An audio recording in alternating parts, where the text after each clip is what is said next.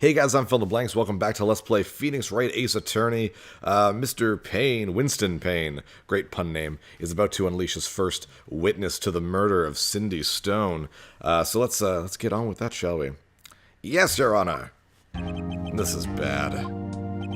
On the day of the murder, my witness was selling newspapers at the victim's building. Please bring Mr. Frank Sott to the stand. And, wow, that's a really squirmy guy. Mr. Sott, you sell newspaper subscriptions, this is correct? I know I gave him like a really regular voice in the opening, but he looks sneaky. I mean, obviously he's the murderer, we know that. Trying to think of what kind of voice I can give him. Oh, yes, newspapers, yes. I don't know why that's the voice now. Mr. Sott, you may proceed with your testimony. Please tell the court what you saw on the day of the murder. You get the cool, like, witness testimony epicness, because it's such a weird living game. No, that's not the voice.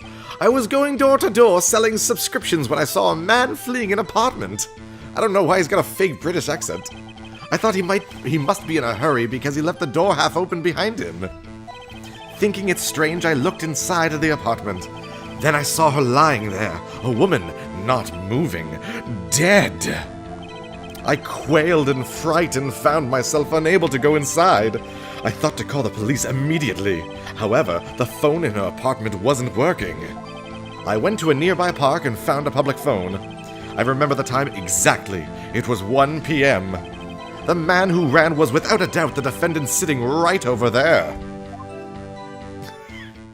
Maybe that's not his real voice, and the voice I gave him originally in the first episode was his real voice, and he's just asking.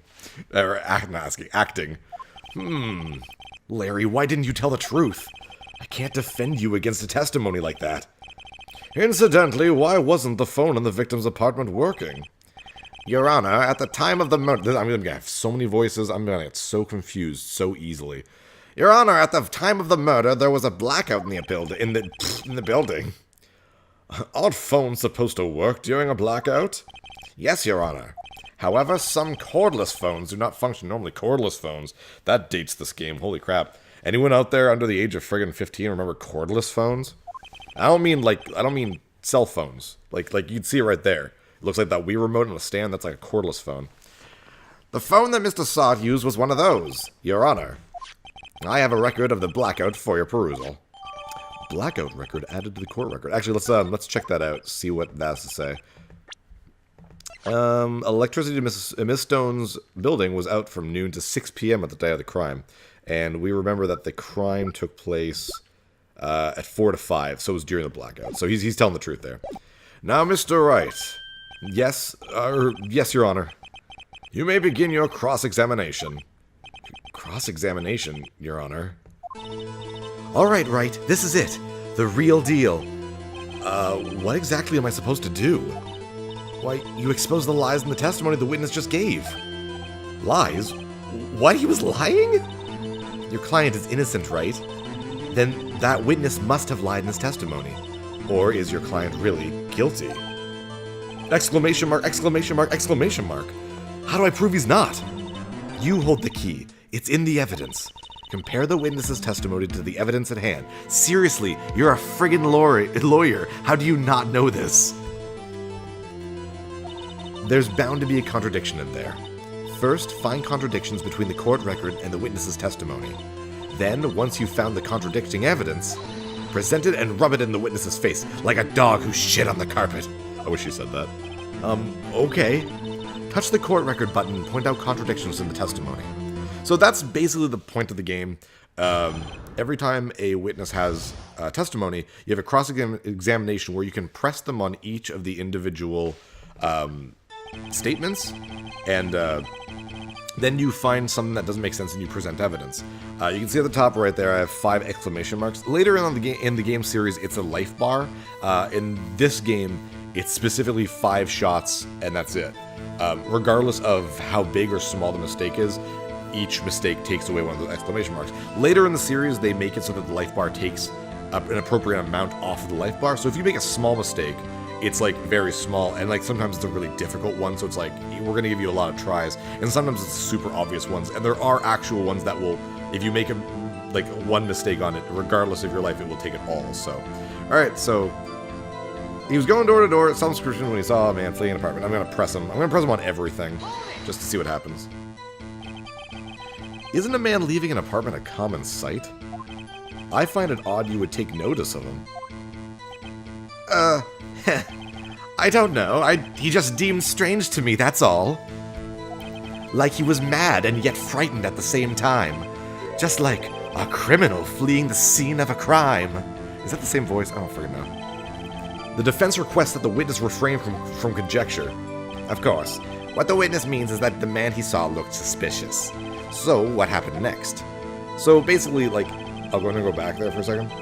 I was going door to door selling subscriptions when I saw a man fleeing the apartment. There's nothing really wrong there, because Larry said he was there and he saw him. So, there wasn't any more information I could have gotten from pressing, but you never know when you're going to get more information. And sometimes it's required that you press specific statements to get them to change something. So, it's always worth pressing them on everything, and it might make this game a little bit slower for me to play for you guys, but I will put pressing on everything. I thought he must be in a hurry because he left the door half open behind him. Hold it! I love the hold it sound. Half open, you say? Yes, the door was open halfway, yes. I watched for a moment, but no one came to close the door. That's the door. I'm British and not British. That's odd in a big city like this, I thought. I see, and what happened next? So nothing there. Thinking it strange, I looked inside the apartment.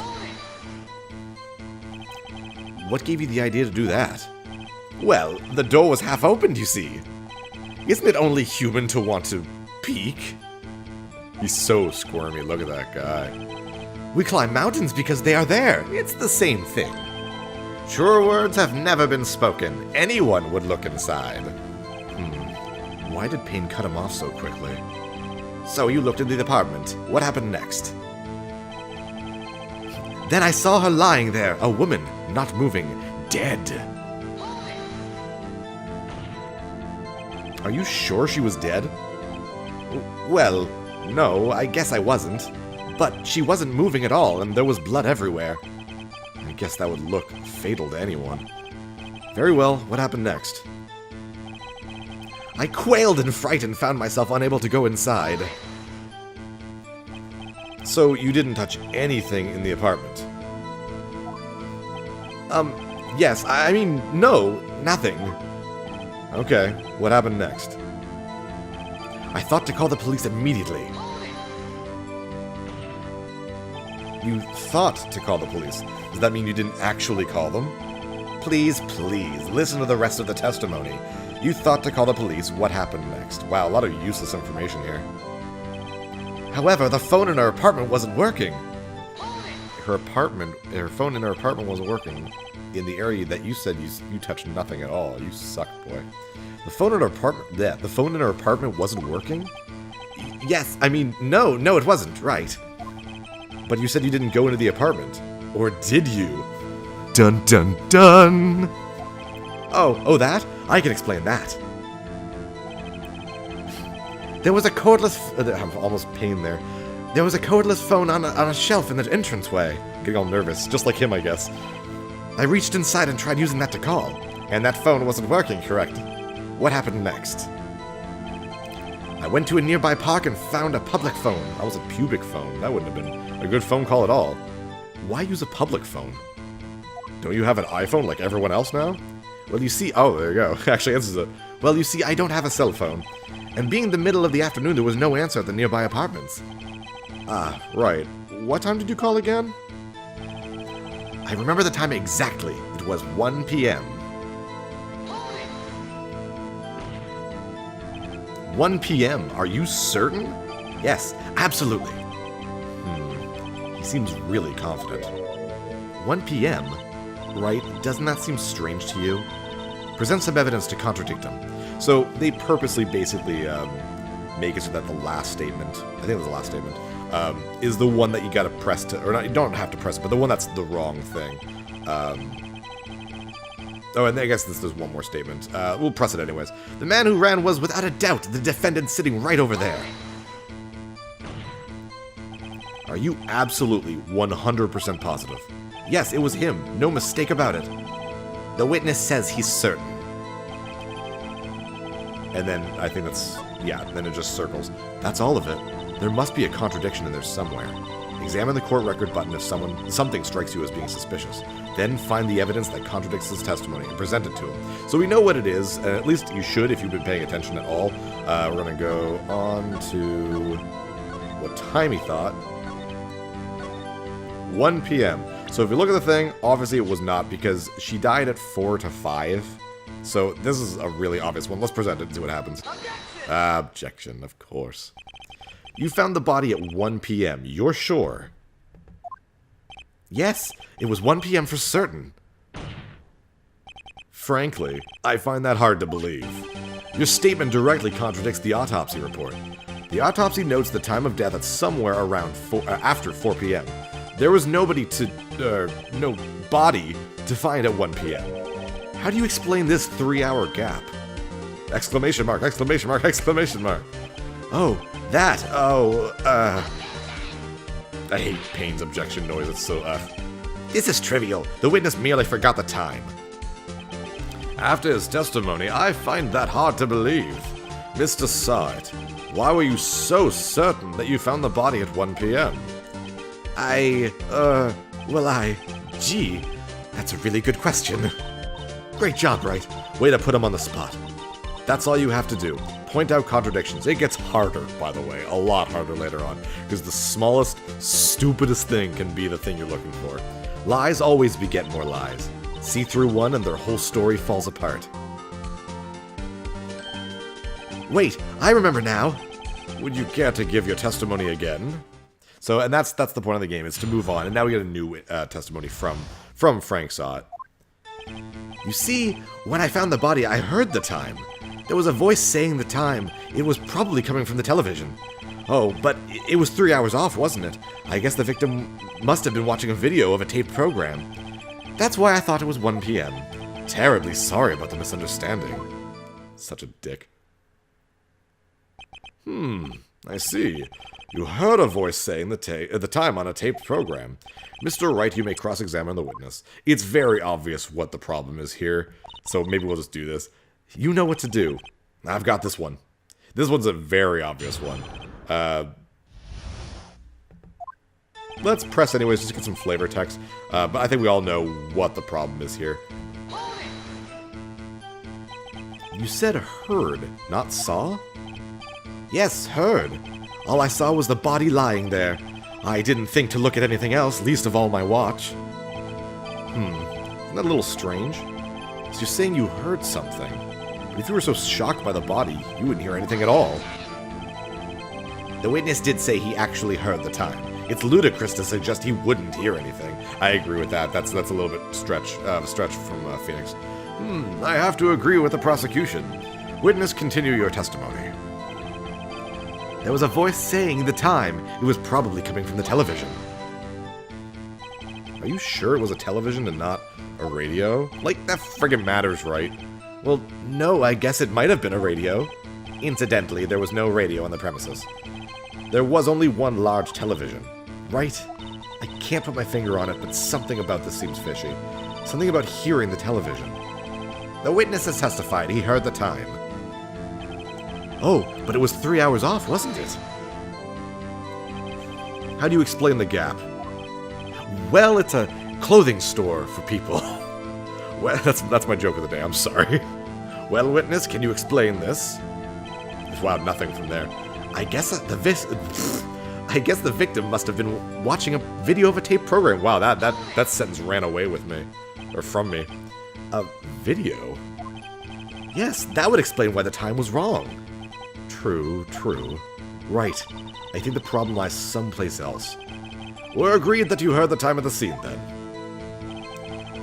That's why I thought it was 1 p.m. Are you sure the voice you heard said it was 1 p.m.? Yes, I can practically hear it now. It was quite clear. Mr. Payne, has the prosecution verified this testimony? My apologies, Your Honor.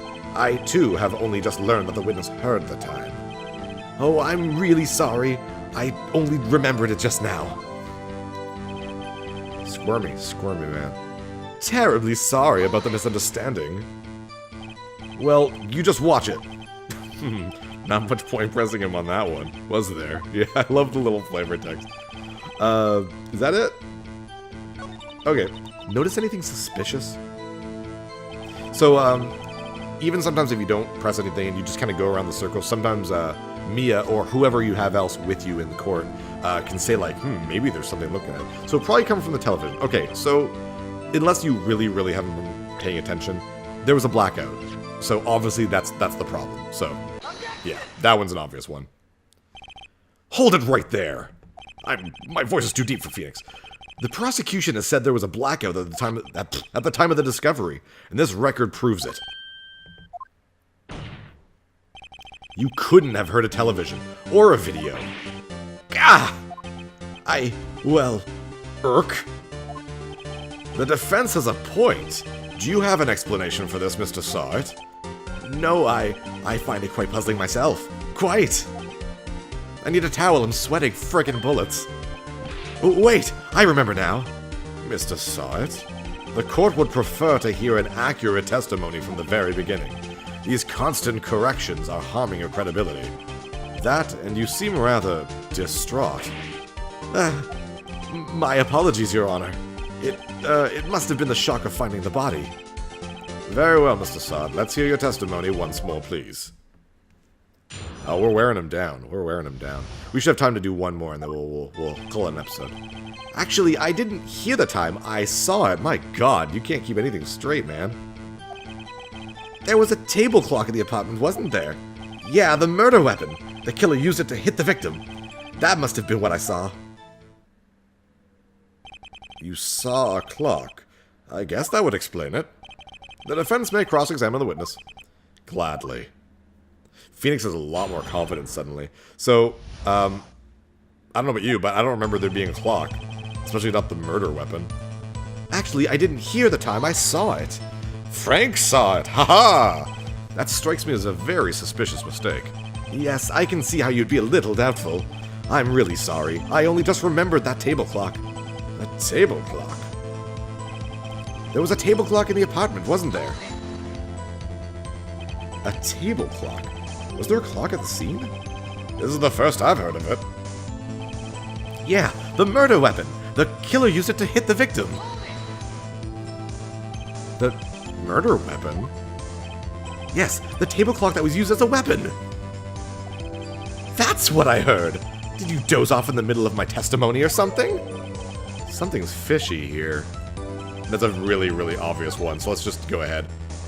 Also, the music's changed. As you get closer to, like, finding out stuff, the music gets, like, better and more intense. This is one of my favorite ones, too. Through the entire series, all the music's super good in Phoenix Wright, but this is probably one of my favorite, examination themes. Super good. Alright, so this is the friggin' statue in the shape of the thinker that killed her. Like, let's just present it. You idiot. You idiot. Wait just a moment. The murder weapon wasn't a clock. It was the statue. Now, how is this supposed to be a clock? You, with your objections and your evidence. Just who do you think you are? Just answer the question, Mr. Sott. Hey, I saw it there, okay? That's a clock. He's unhinging. Your Honor, if I may. Yes, Mr. Payne. As the witness stated, this statue is indeed a clock. The neck is a switch. You just tilt it, and it says the time out loud. As it doesn't look like a clock, I submitted it as a statue. My apologies. I see. So the murder weapon was a table clock after all. Well, Mr. Wright, it appears that the witness's testimony was correct. This is a clock. Do you have any problems with his testimony now? Of course I do, but we'll tell them that later, next time on Let's Play Phoenix Wright A's Attorney. I'm PhilInTheBlanks. See you guys next time. Let's take this guy out.